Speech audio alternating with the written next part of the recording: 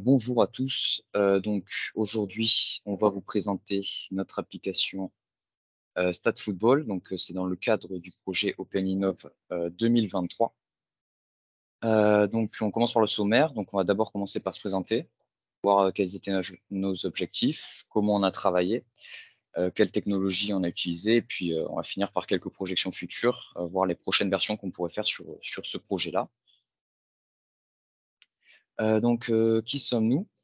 Donc, premièrement, on est un groupe de 4, donc on est en B3, composé donc de Sangmin, qui lui s'est occupé du scrapping des données et de tout ce qui est base de données, voilà.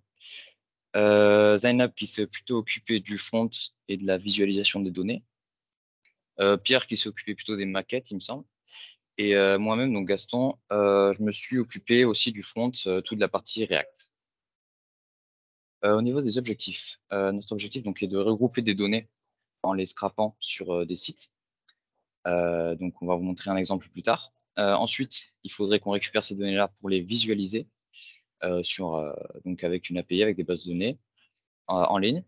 Et comme ça, on pourrait analyser les performances. Donc, dans notre cas, c'est certains joueurs de foot ou certains clubs. Ensuite, donc voici une de nos références. Donc, c'est un site sur lequel on peut scraper des données. Donc, on voit qu'on a plusieurs tableaux de clubs et de joueurs. Et donc, c'est sur ce genre de site qu'on a pu récupérer les données qui vont servir à la visualisation plus tard. Voilà à peu près le modèle sur ce qu'on voulait orienter. Donc, transformer ces données brutes là en des données qui sont stylisées et avec des jolis graphiques. Donc, voilà, c'est à peu près ce qu'on voulait faire. Ensuite, comment s'est organisé? Donc, on avait un Trello dans lequel on mettait nos tâches. Donc avec plusieurs utilisateurs, on pouvait mettre des tâches. Les tâches qui étaient reliées donc à un Notion, le Notion qui servait en gros de documentation pour mettre à jour tout ce qu'on mettait, tout ce qu'on ajoutait sur les versions. Ensuite, au niveau de l'organisation, monsieur, un peu plus de technologie, on a utilisé Google Cloud pour stocker nos données. Et pour faire quelques prototypes, on a aussi utilisé Looker Studio. Ensuite, pour parler un peu plus tech, pour donc traiter les données, on utilisait du Python notamment pour le scrapping, il me semble. Ensuite, au niveau du back, on est sur du Spring.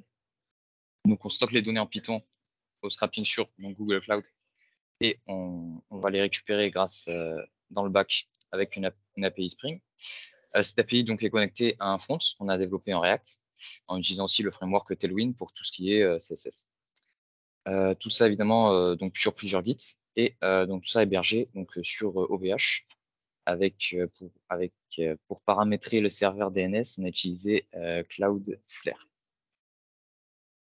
Au niveau des prochaines versions de ce projet-là, donc pour l'instant, ce qu'on a fait, c'est que déjà on a créé le projet, on a réussi à collecter les données, à afficher la liste des ligues, afficher la liste des clubs.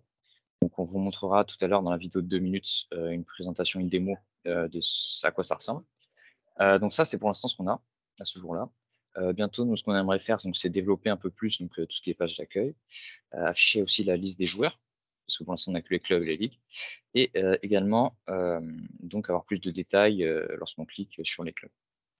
Aussi, ce qui est intéressant, c'est qu'une version 3 pourrait être prévue avec des trucs un peu plus poussés. On n'a pas encore réfléchi, notamment le développement d'une app mobile qu'on a commencé assez récemment, qui n'est pas du tout fini. Mais bon. Et ensuite, ce qu'on aimerait bien faire dans un futur un peu plus lointain, c'est d'utiliser donc Spring Batch pour pouvoir récupérer des données donc d'une API Foot, mais dans ce cas, ce serait sûrement payant, on n'a pas encore réfléchi.